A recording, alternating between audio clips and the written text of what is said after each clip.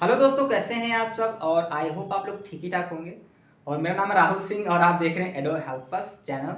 और आज की इस वीडियो में हम बात कर लेते हैं, जब हमारी कोई गाड़ी चोरी हो जाती है, उसके बाद जब हम उसको हमारी वो गाड़ी मिल जाती है, तब हम उस गाड़ी को कैसे छुड़ाते हैं कोर्ट के माध्यम से। क्योंकि अगर आपकी गाड़ी कभी चोरी हो गई है तो होता क्या, उसके बाद हम अप्लीकेशन देते हैं थाने पर। उसके बाद अगर हमारी गाड़ी मिल जाती है तो उस गाड़ी को हमें कोर्ट से छुड़वाना पड़ता है। मतलब ये है कि डायरेक्ट हमको थाने के द्वारा, पुलिस के द्वारा वो गाड़ी नहीं दी जाती है।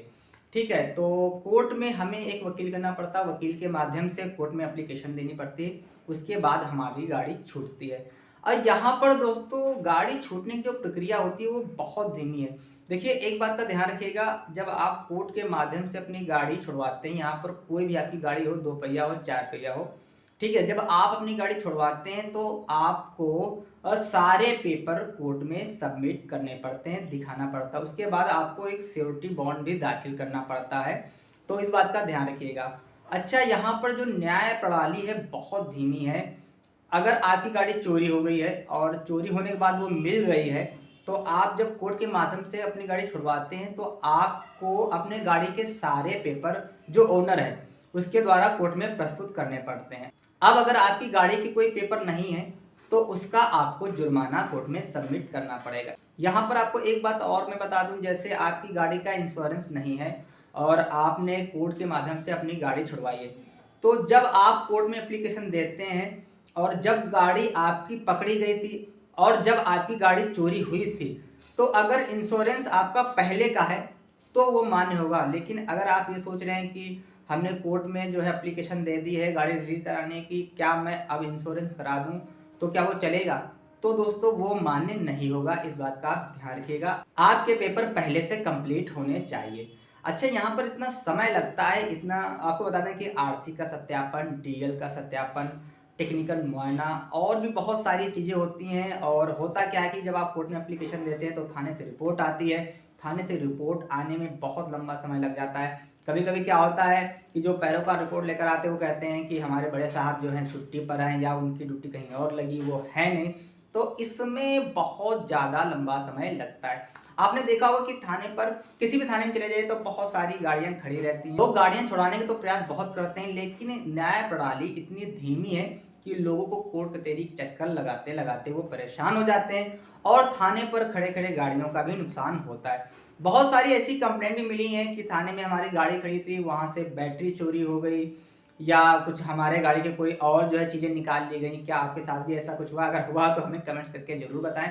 फिलहाल के लिए मेरा कहने का मतलब ये है कि जो भारतीय न्याय प्रणाली है, मैं भी एक वकील हूँ, लेकिन मैंने अक्सर देखा कि लोग इससे बहुत ज़्यादा परेशान हैं। कोर्ट कचहरी में मुकदमे तो बहुत लंबे सालों साल चलते ही हैं, लेकिन जो छोटा सा काम है उसको भी होने में महीनों, हफ्तों, कभी-कभी तो 2-2 3-3 महीने लग जाते हैं। तो ऐसे में बहुत सारी जो है शिकायतें लोगों को रहती हैं, लेकिन क्या करें, ये परेशानी है तो हमको झेलनी है।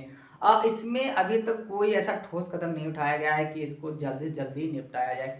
कारण इसके पीछे बहुत हैं। एक तो कोर्ट में इतने सारे केसेस लगते हैं, तो उन पे सब पे सुनवाई होती है और जो भी एप्लीकेशन पेश होती है, तो एक ही हमारी ही एप्लीकेशन नहीं होती, बहुत सारे वकीलों की ऐसी एप्लीकेशन होती हैं, तो कहीं न कहीं इसमें समय लग जाता है। लेकिन मैंने देखा है कि कभी-कभी लोग बहुत ज़्यादा परेशान हो जाते हैं, और परेशान ही क्यों ना हो, आपकी नई गाड़ी है, आपने कुछ दिन चलाई, उसके बाद आपकी गाड़ी चोरी हो गई और चोरी होने के बाद वो मिल गई, फिर आप कोर्ट के चक्कर लगा रहे, आप अपनी ही गाड़ी छुड़ाने के लिए रात-दिन भटकते रहते हैं, परेशान रहते हैं और सारे पेपर के लिए परेशान रहते हैं, इधर-उधर दौड़ते रहते हैं, फिर भी बहुत सारा लंबा समय लग जाता है। और कभी-कभी तो ऐसा होता है कि गाड़ियों के कोई ना कोई पार्ट्स थाने से ही चोरी हो जाते हैं।